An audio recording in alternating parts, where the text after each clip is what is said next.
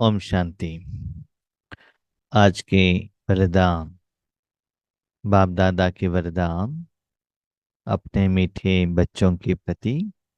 Date 29 सितंबर 2024। वरदान है, परिस्थितियों को शिक्षक समझ उनसे पाठ पढ़ने वाले अनुभवी मूर्त भव। जब आप स्वस्थ स्थिति में रहते हो, परिस्थिति आता ही है, पर माना बाहर से आना, स्वस्थिति अंदर से रहना।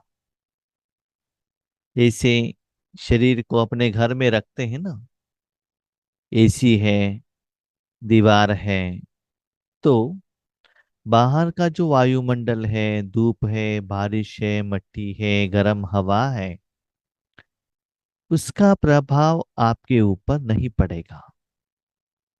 सपोज अपने शरीर रूपी साधन को आपने अपने घर से बाहर रख दिया, लेकर गए, तो वायुमंडल वातावरण में जो भी कंडीशन है, उसका असर शरीर के ऊपर भी पड़ेगा, शरीर द्वारा उसका असर आत्मा के ऊपर भी पड़ जाएगा।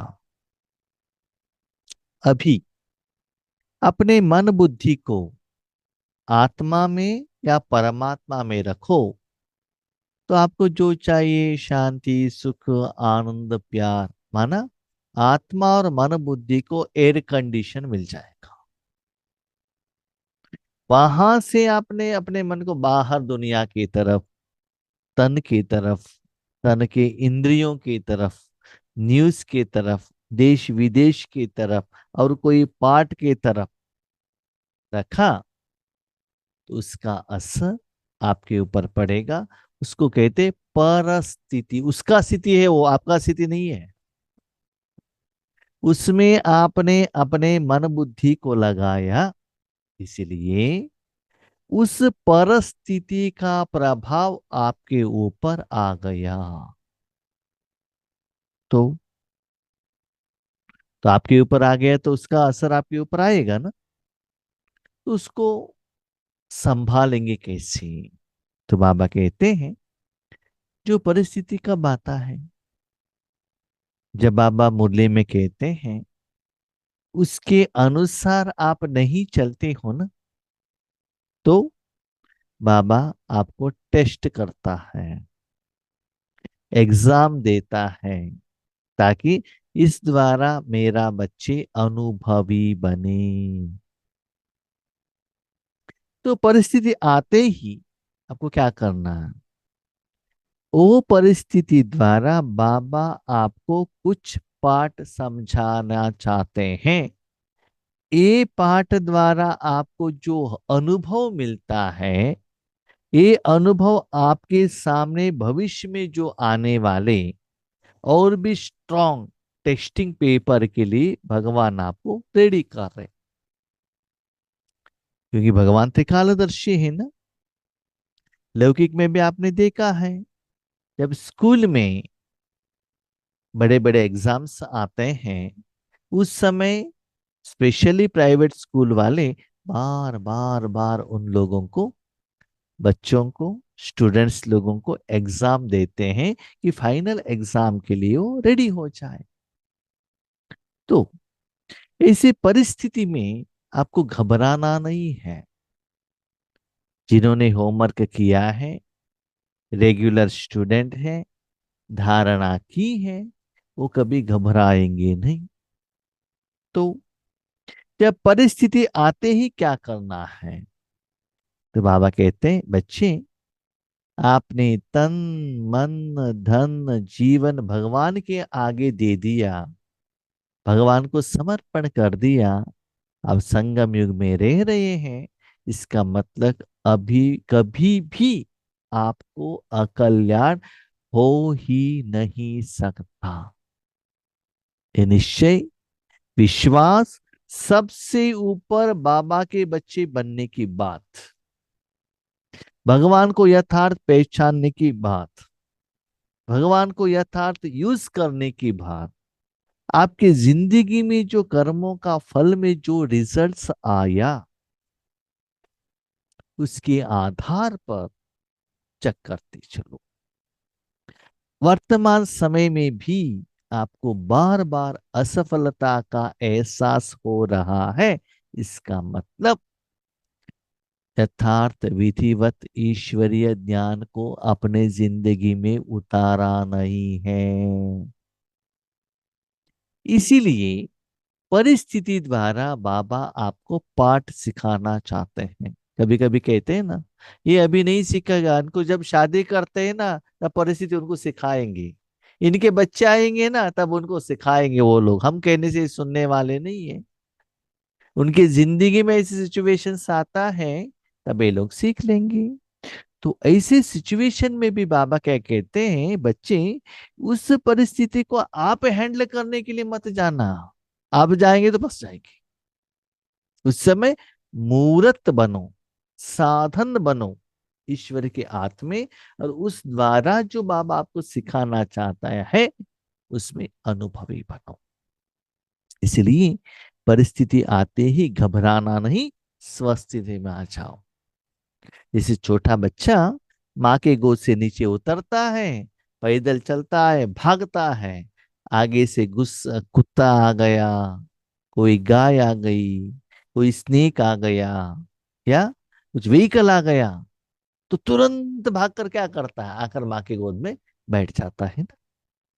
तो ऐसे ही बार बार माँ की गोद में आकर बैठने के लिए शरीर का माँ नहीं, रूहानी माँ आकर परिस्थितियों को देखो। आप अकेले देखेंगे ना, जरूर घबरा जाएंगे, घबराहट में पसीना निकल सकता है, बुखार आ सकता है। तो अनुभवी बनो। कोई भी परिस्थिति में घबराने के बजाय थोड़े समय के लिए उसे शिक्षक समझो, तो कुछ सिखाने के लिए आया है। जैसे कि आप होमवर्क करके स्कूल में गए हो, क्लासरूम में टीचर आता है, टीचर आकर क्या करता है, कल जो होमवर्क दिया था वो आपको आपकी बुक में चेक करता है, चेक करने के बाद मार्क्स देता है, कुछ गलत किया तो वो ठीक करता है। तो आपकी जिंदगी में कोई परिस्थिति आया तो भगवान आपको अच्छे जिंदगी के लिए कुछ आपके आपको कुछ परिवर्तन कराना चाहता है, शिक्षा देना चाहता है, इसलिए घबराना नहीं। परिस्थिति आपको विशेष दो शक्तियों की अनुभवी बनाती है, एक सहन शक्ति, दूसरा सामना करने की शक्ति। परिस्थिति आया तो आप कितना सहन कर सकते हो, टेस्टिंग। ऐसे जब स्त्री लोग रहते हैं ना, माँ के घर में रहते हैं, माँ को डांटते हैं, लेकिन खुद माँ बनते हैं ना तब सहन करना पड़ेगा।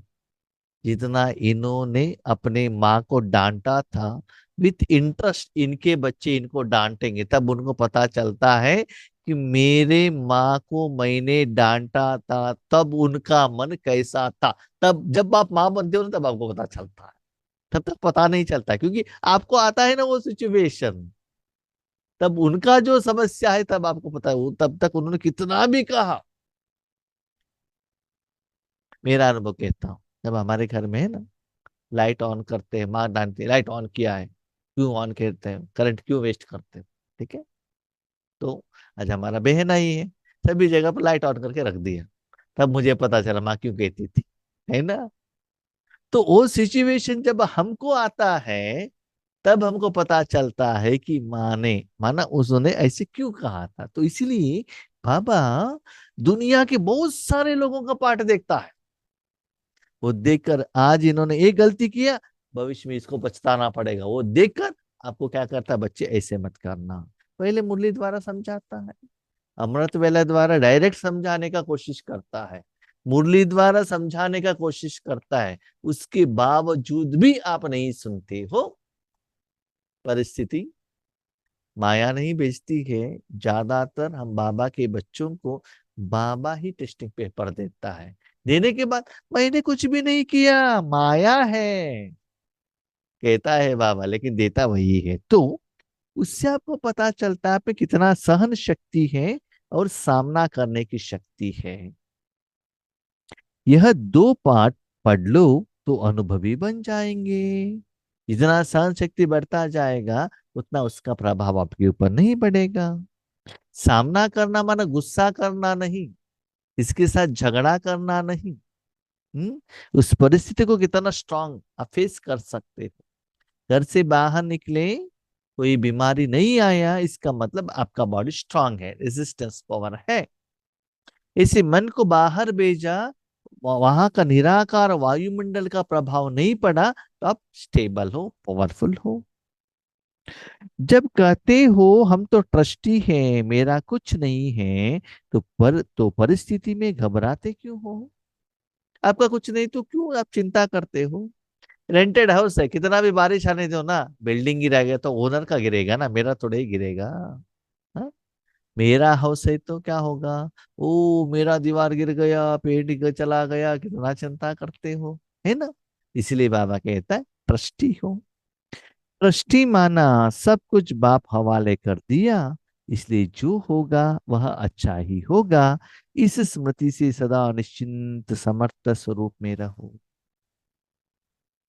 जो भी आपकी जिंदगी में आता है, फाइनल रिजल्ट्स, प्रोडक्ट अच्छा ही होगा। एक कॉन्फिडेंस आप में रहे। इसके पहले सिर्फ अच्छा होगा अच्छा हुआ करके हाथ बांध कर ऐसे सो जाने से, बैठने से नथिंग विल हैपन।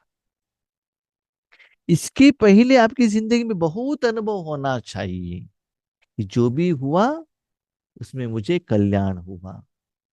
जो भी आता है भगवान को समर्पण करो, बाबा ऐसा है करके कहो। उसके बाद वो परिस्थिति आपको जो सबक सिखाता है उससे पाठ पढ़ो कि नेक्स्ट टाइम वो गलती दोबारा मत करना। बार बार करते रहेंगे तो बाबा कहता आज तो मैंने टेस्टिंग पेपर दिया है सीखने के लिए, नेक्स्ट टाइम मैं डंडा लेकर आऊंगा।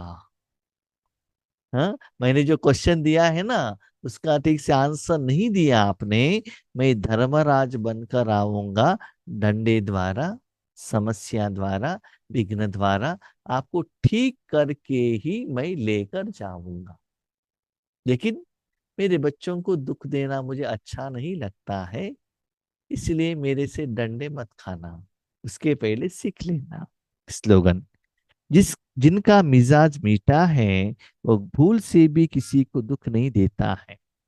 जिनका इंटेंशन सभी को अच्छा करने का है, कल्याण करने की भावना है, तो उनके संकल्प में भी स्वप्न में भी किसी को दुख देने का वो सोचते भी नहीं है। सभी का कल्याण हो। जैसे शिव बाबा है ना, हमने कितना डांटा, आज भी डांट रहे हैं, बहुत क्लोज होकर। पहले तो डर था, क्या डर था? हाँ भगवान, हमने डांट दिया तो शायद वो शाप दे सकता है। अभी वो डर नहीं रहा। बाबा है ना, मेरा बाबा है ना, फ्रेंड है ना, बहुत प्यार से डांटते हैं। प्यार से डांटना तो अच्छा है, ठीक है, नो प्रॉब्लम, लेकिन गुस्से से डांटना, जिद करना, ये सभी अच्छा नहीं है। इसलिए बाबा कहते हैं बच्चे, जिनका इंटेंशन बहुत मीठा है वो सदा खुद भी सुखी में रहेंगे, दूसरों को भी सदा सुख देने की सोचेंगे। किसी से दुख भी नहीं देंगे, लेंगे, किसी को भी दुख नहीं देंगे। ठीक है? अच्छा, ओम शांति।